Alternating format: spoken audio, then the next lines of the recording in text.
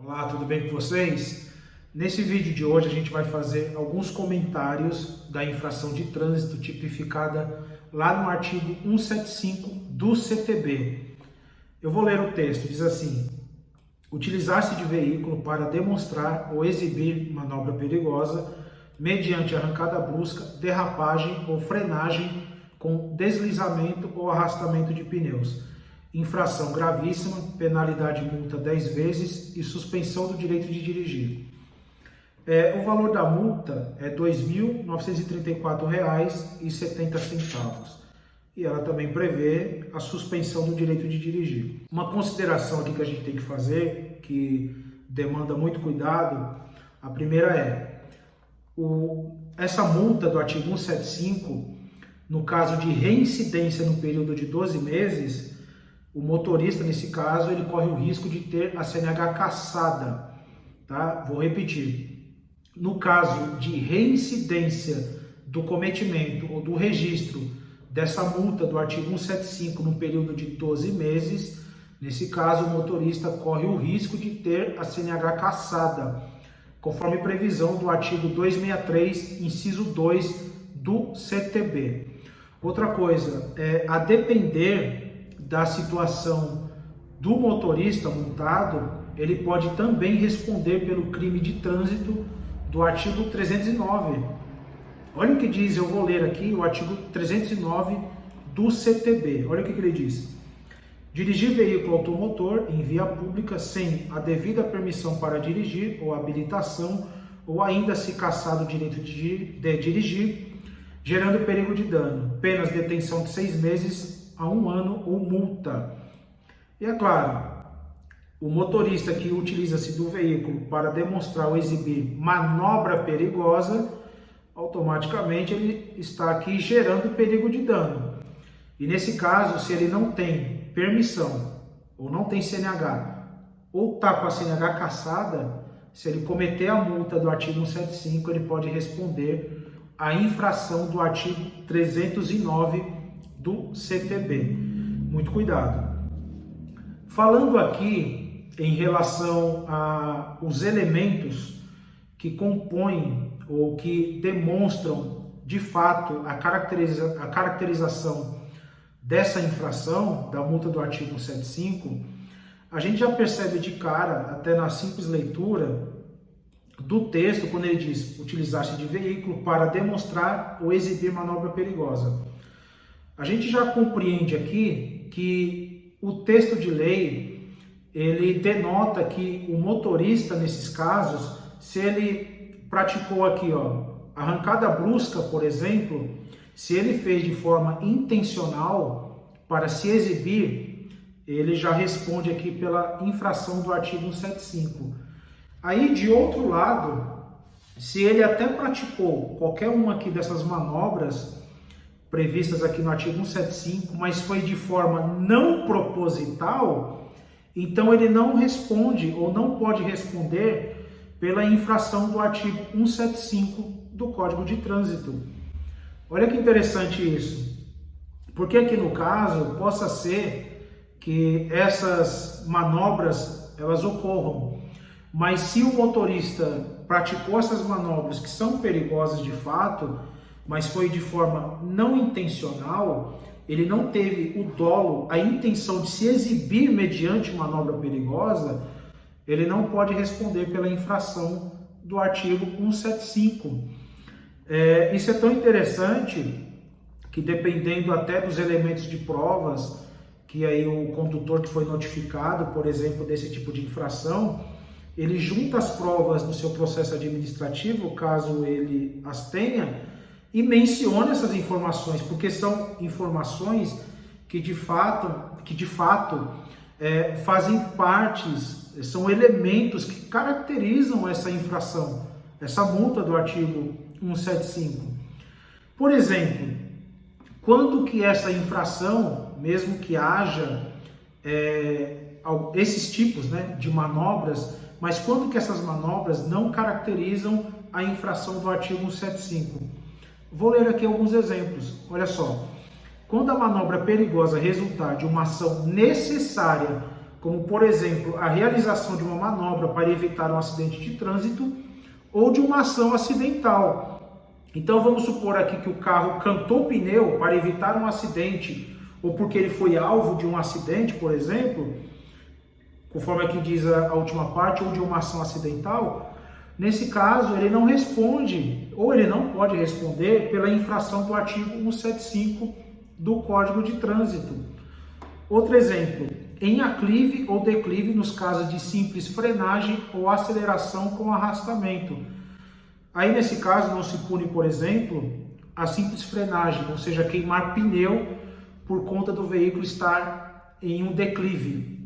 Então, há de se analisar aqui a situação em que se configurou ou que foi registrada a infração de trânsito, porque dependendo da situação, nesses casos, o motorista ele não pode responder pela infração do artigo 175, porque em momento algum ele teve intenção de praticar essas manobras.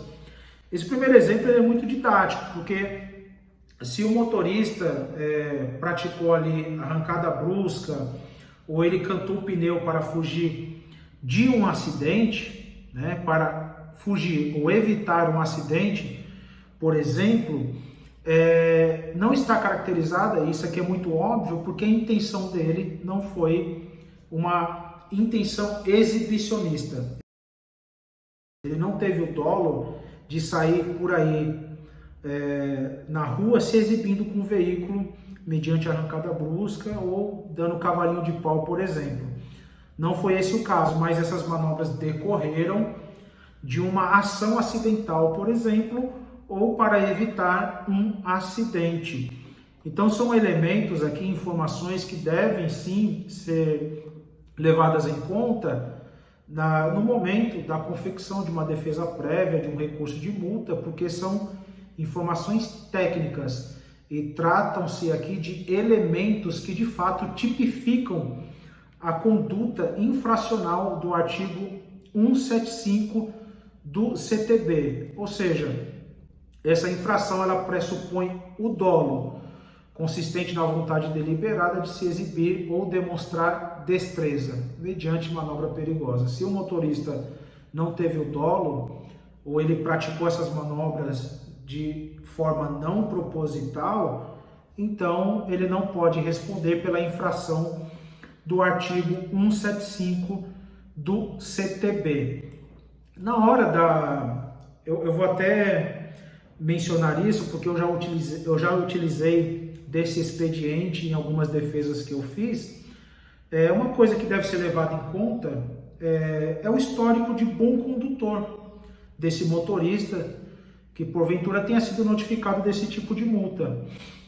Então, se você, motorista, foi notificado e acha que essa multa é injusta, que você não praticou essas condutas de forma intencional para se exibir, é interessante juntar na defesa prévia o histórico de condutor. Então, se você não tem multas de trânsito no seu prontuário e nunca foi punido com a suspensão do direito de dirigir ou de cassação da CNH, isso ajuda muito, auxilia, porque de certo modo vai comprovando a verossimilhança das alegações, no sentido de que a infração, o registro daquela infração do artigo 175, ela foi um ponto fora da curva, que na verdade o seu histórico, aí juntado ali na defesa ou no recurso administrativo, comprovam que você é um bom motorista, que você respeita as leis de trânsito.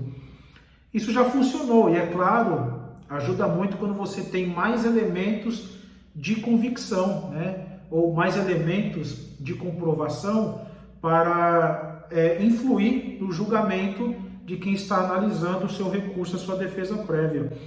Essa questão de histórico de bom condutor é muito interessante, que a Lei 14.071, ela criou o artigo 268A, que fala exatamente disso, né? Ele criou o Registro Nacional Positivo de Condutores, que na verdade é um cadastro, né, que tem como objetivo valorizar as boas práticas dos condutores e estimular o respeito às leis de trânsito. Então isso é bem interessante, que a gente tem isso agora tipificado ou previsto no Código de Trânsito, E, de certo modo, nesse tipo de infração, em que por vezes é muito difícil a produção de provas, aí vai de caso para caso, mas ajuda quando o condutor ele tem realmente um histórico que demonstra que ele não tem o perfil de praticar esse tipo de conduta infracional, muito menos de manobra perigosa. Então você analisa, o julgador analisa o histórico e vê lá, realmente, o motorista não tem registro de nenhuma multa, ele nunca, assim, não tem multa de trânsito, tampouco respondeu no seu histórico por processo de suspensão ou teve a CNH cassada. Então, as alegações dele aqui no sentido, por exemplo, de que ele teve que frear o carro bruscamente, ele cantou o pneu, mas foi para evitar, no caso, um acidente, e isso não foi percebido pelo agente de trânsito, porque assim, agente de trânsito é ser humano, ele também erra, tá?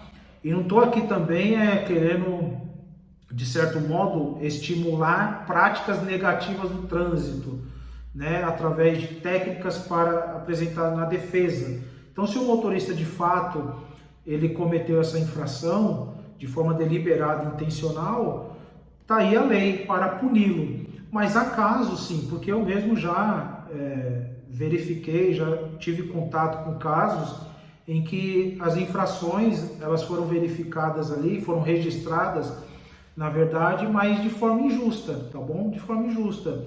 Em momento algum, o motorista ali notificado tinha praticado aquela infração. Aí a gente juntou elementos de prova e isso ajudou também, tá? Além de outras provas que a gente ajudou, mas esse histórico demonstrando que o condutor que foi notificado, ele não tem aquele perfil de praticar essas infrações de trânsito. Aliás, o julgador analisa, você pega o histórico.